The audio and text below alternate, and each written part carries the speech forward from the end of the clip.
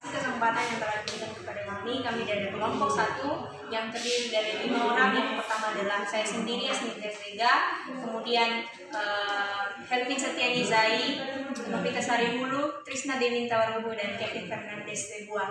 Baik, kali ini kami akan mencoba mempresentasikan hasil diskusi kami yang berbicara mengenai kurva normal. Kita mulai dari pengertian kurva normal. Kurva normal adalah suatu poligon yang dilicinkan, yang mana ordinatnya memuat frekuensi dan absisnya memuat nilai variabel. Nah, di dalam kurva normal ini sebenarnya memuat nilai frekuensi dan juga nilai variabel itu sendiri. Kemudian di dalam kurva normal juga ada yang namanya distribusi normal atau distribusi Gauss, yang dimana distribusi normal ini adalah suatu alat statistik yang sangat penting untuk menafsirkan, meneramalkan peristiwa-peristiwa yang lebih luas. Jadi di sini distribusi normal ini berfungsi untuk menemukan hasil dari tafsiran sementara atau ramalan sementara mengenai suatu peristiwa tertentu.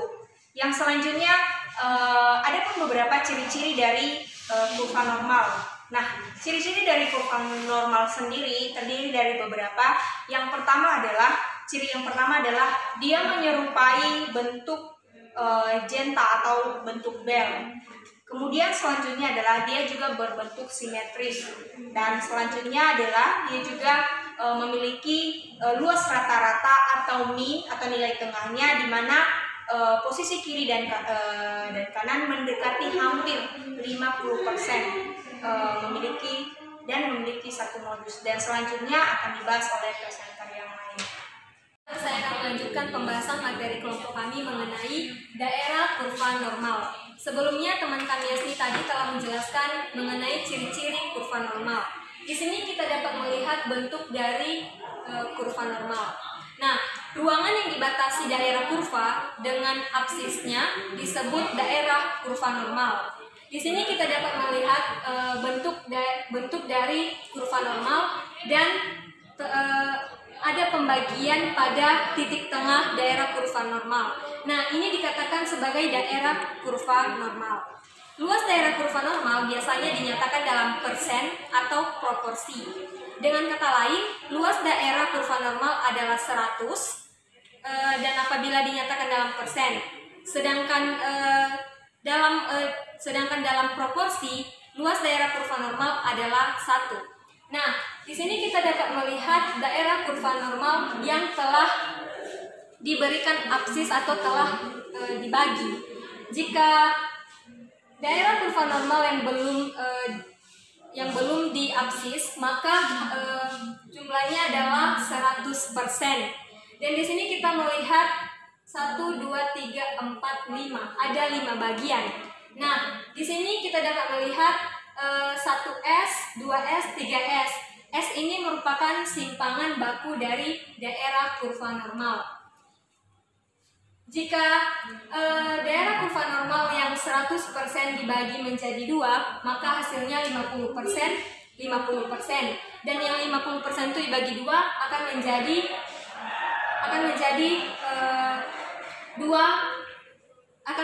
0,5%. Oke, itu penjelasan mengenai bentuk kurva normal. Teman-teman, saya akan melanjutkan penjelasan dari teman kami Novita Sari Hulu. Dan sekarang kita masuk pada sesi kurva normal standar, dan Anda bisa melihat sendiri dalam materi yang telah dibagikan. Nah, di sini kurva normal standar adalah yang mana nilai rata-ratanya sama dengan 0. Dan di sini tanda persamaan untuk nilai kurva standar adalah berbentuk M sama dengan 0. Kemudian nilai dari simpangan kurva normal yaitu adalah 1, atau tanda simpangan seperti ini, lambangnya bisa Anda lihat di papan tulis, sama dengan 0. Jadi dalam hal ini kurva normal sangat berbeda dengan kurva normal umum, di mana nilai rata-rata dari kurva normal umum tidak sama tidak sama dengan 0. Dan juga nilai simpangan bakunya tidak sama dengan 1. Jadi ini tinggal ditukar, diberikan tanda silang, berarti tidak sama. Kemudian dalam kurva normal dapat ada beberapa rumus. Di sini kami akan memberikan satu rumus bagaimana cara mengubah kurva normal umum diubah ke kurva normal baku. Jadi di sini Anda bisa melihat Z sama dengan X besar kurang X bar per S, di mana posisi Z di sini adalah nilai standar dan X di sini adalah data satu dari suatu kelompok data. Ketika data sudah ditentukan, maka X di sini adalah datanya. Kemudian X bar di sini merupakan rata-rata dari kelompok data. Kemudian di sini S-nya adalah simpangan baku. Jadi ini rumus yang kita dapat gunakan untuk mengubah kurva normal umum ke kurva normal baku. Karena kurva normal umum di sini tidak nilai rata-ratanya sama dengan X dan nilai simpangan bakunya bisa kita lihat 1S, 2S, atau 3S. Demikian penjelasan saya. Akan dilanjutkan oleh presenter selanjutnya. Menjelaskan mengenai penggunaan kurva normal. Teman-teman bisa melihat soalnya di materi yang telah diberikan. Cara menjawab soal tersebut yaitu hitung defisit sehingga 2 desimal, 2 gambar kurva normal standar, 3 letakkan harga Z pada sumbu data, lalu tarik garis vertikal sehingga memotong kurva. 4 lihat harga Z dalam daftar harga Z. Caranya cari harga Z pada kolom paling kiri hanya hingga 1 desimal dan desimal keduanya dicari pada garis paling di atas. 5 dari Z paling kiri maju ke kanan, dari Z di baris atas turun ke bawah, maka dapat bilangan yang merupakan luas yang dicari. Bilangan yang dapat ditulis dalam bentuk 0,xx bentuk 4 desimal. Apabila yang diperlukan persen, maka setelah melalui langkah 5 kalikan dengan 100. Penyelesaian soal di atas yaitu X sama dengan 4.500 gram, X bar sama dengan 3.750, S sama dengan 325, Z sama dengan X dikurang X bar dibagi S, 4.500 dikurang 3.750 dibagi 325 sama dengan 231. Baik, dan teman-teman, pembahasan selanjutnya yaitu mengenai penggunaan kurva normal itu sendiri. Nah, setelah beberapa teman tadi telah menjelaskan beberapa jenis kurva normal dan juga rumus-rumusnya, maka kita akan mengimplementasikan bagaimana memecahkan sebuah persoalan dengan menggunakan rumus kurva normal. Nah, pada contoh pertama pada bagian A, ada soal yang mengatakan bahwa pada suatu kondisi di mana berat bayi yang baru lahir rata-rata 3.750 gram dan dengan simpangan baku 325 gram. Jika berat bayi berdistribusi normal, maka tentukanlah. Kita mengambil satu contoh soal.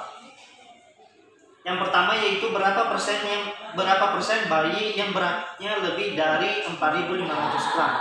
Maka dari data yang telah disebutkan, yang pertama kita harus melihat rata-rata dia telah mengatakan 3.750 gram dilambangkan dengan X bar 3.750 gram, kemudian simpangan baku 325 gram dengan dilambangkan oleh S. Nah, yang diberikan data pada persoalan di situ adalah bayi dengan berat lebih dari 4.500 gram atau dilambangkan dengan X. Maka yang perlu kita ketahui adalah adanya rumus Z daripada kurva normal itu sendiri, yaitu Z sama dengan X atau data yang diberikan dikurang dengan X bar atau nilai rata-rata, kemudian dibagi dengan simpangan baku.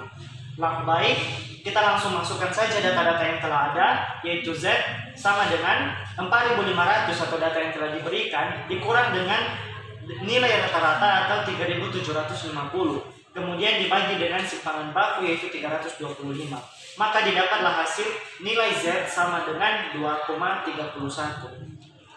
Untuk mencari berapa luas kurva normal, maka kita perlu mengetahui berapa nilai Z dalam tabel distribusi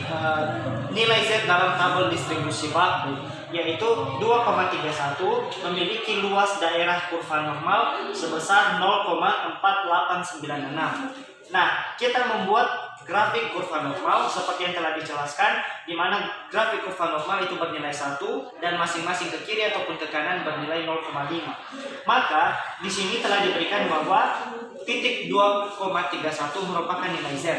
Oleh karena itu kita hendak mencari berapa persen bayi dengan berat lebih dari 4.500 gram yang dilambangkan pada posisi antara 0 dengan 2,31. Oleh karena itu cara mencarinya adalah kita mesti mengetahui bahwa luas daripada 0 ke arah kanan adalah 0,5. Oleh karena itu 0,5 dikurang dengan nilai atau luas daripada nilai Z 2,31, yaitu 0,4896. Setelah kita mengurangkan 0,5 dikurang 0,4896, maka dapatlah hasilnya 0,014. Oleh karena itu karena narasi soal menginginkan dalam bentuk persen, maka 0,014 kita ubah ke dalam persen, yaitu menjadi 1,4%. Oleh karena itu hasilnya adalah berat bayi dengan lebih dari 4.500 gram sebanyak 1,4% dari total keseluruhan kelahiran bayi. Baik, demikian dan terima kasih.